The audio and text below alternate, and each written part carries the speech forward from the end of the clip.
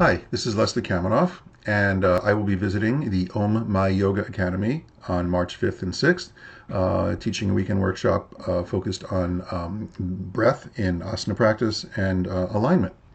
And I've gotten some really nice questions that were sent in by our friends there, and I will do my best to answer them to entice you to come and explore these issues more deeply when we're there for the workshop.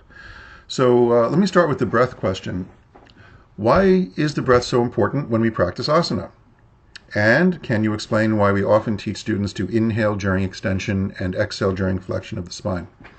Well, the first part of the question is fairly easy because it has to do with the way my teacher, Desikachar, defines yoga practice. He would say, actually, if the breath isn't at the center of what you're doing, then technically speaking, what you're doing isn't yoga. It could be something else that's useful. There's lots of things we do with our bodies that can be quite useful. Stretching, strengthening, gymnastics, anything that increases the coordination of the body can be great.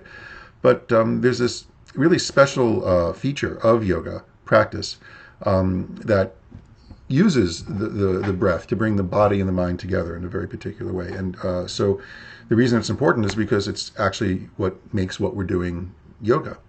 And as far as how we breathe in certain movements, like this back bend, forward bend issue with inhale, exhale, that requires a little more of a technical exploration, and we'll be going to that in the workshop. A little anatomy, a little perspective is going to be useful in answering a question like that.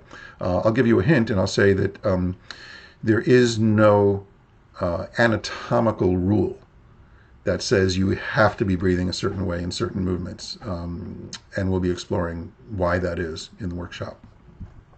And the other questions are about alignment. One of the questions is, what are the key fundamental principles of alignment? Does each asana have a correct alignment? And is it important to customize postures based on individual needs? Well, the last part of the question is easy to answer. Again, if I go back to Desikachar's teachings, which are really about respecting the individual and adapting the practices to the needs of the individual.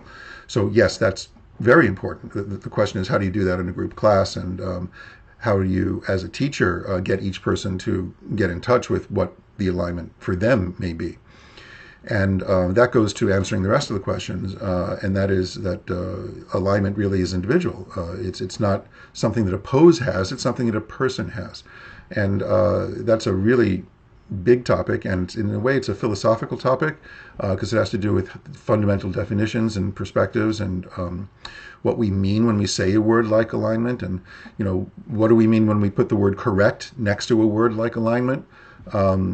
And we'll be talking about that quite a bit. So come and join us, and we'll look forward to seeing you March 5th and 6th at the OmMyYoga Academy for the weekend of exploration of breath and asana.